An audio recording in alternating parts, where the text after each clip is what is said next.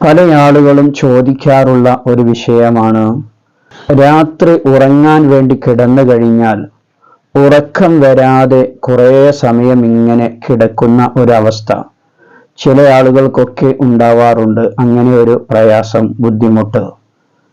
ഇതിന് എന്താണ് മാർഗം? പെട്ടെന്ന് ഉറക്കം വരാൻ വല്ല ദിക്റുകളോ ആയത്തുകളോ ഉണ്ടോ എന്ന് ചോദിക്കുന്നവരുണ്ട്.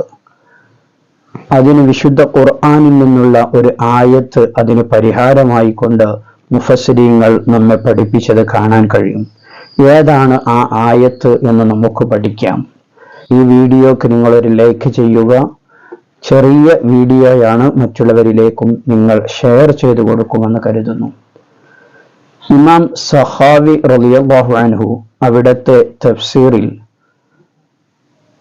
സൂറത്തുൽ അഹ്സാബിൽ വിശദീകരിക്കുന്നത് കാണാം. നമുക്കൊക്കെ അറിയുന്ന ആയത്താണ്, നാം ഒക്കെ എപ്പോഴും കേൾക്കുന്ന ആയത്തുമാണ്.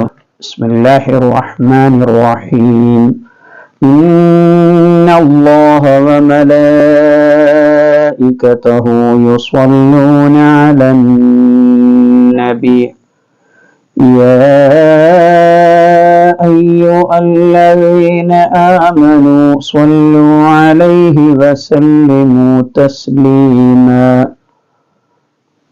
അല്ലാഹുവിന്റെ മുത്തുനബിയുടെ പേരിൽ സ്വലാത്ത് ചൊല്ലുന്നു. മലക്കുകളും വാനലോകത്തുള്ളവരുമൊക്കെ സ്വലാത്ത് ചൊല്ലിക്കൊണ്ടിരിക്കുന്നു. അതുകൊണ്ട് നിങ്ങളും സ്വലാത്ത് ചൊല്ലുക എന്ന കൽപ്പനയുള്ള ആ ആയത്ത്, ആ ആയത്തിനെ നാം ചൊല്ലി മനസ്സാന്നിധ്യത്തോടെ മുത്തുനബിയുടെ പേരിൽ സ്വലാത്ത് ചൊല്ലിക്കൊണ്ട് കിടന്നു നോക്കൂ.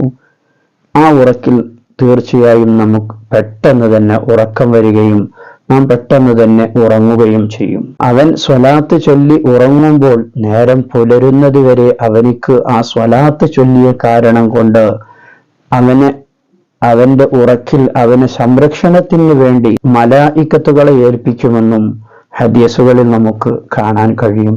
അതുകൊണ്ട് തന്നെ ഈ ആയത്തിനെ നാം നമ്മുടെ ജീവിതത്തിൽ ഉറങ്ങുന്ന നേരം പതിവാക്കുകയും മുത്തുനബിയുടെ പേരിൽ ചുരുങ്ങിയത് 11 സ്വലാത്തെങ്കിലും ചൊല്ലി നാം കിടന്നുറങ്ങാൻ വേണ്ടി ശ്രമിക്കുകയും ചെയ്യുക. അല്ലാഹു നമുക്ക് തൗഫീഖ് നൽകട്ടെ. അപ്പോൾ ഈ വീഡിയോ നിങ്ങൾ മറ്റുള്ളവരിലേക്കും ഷെയർ ചെയ്തു കൊടുക്കുക.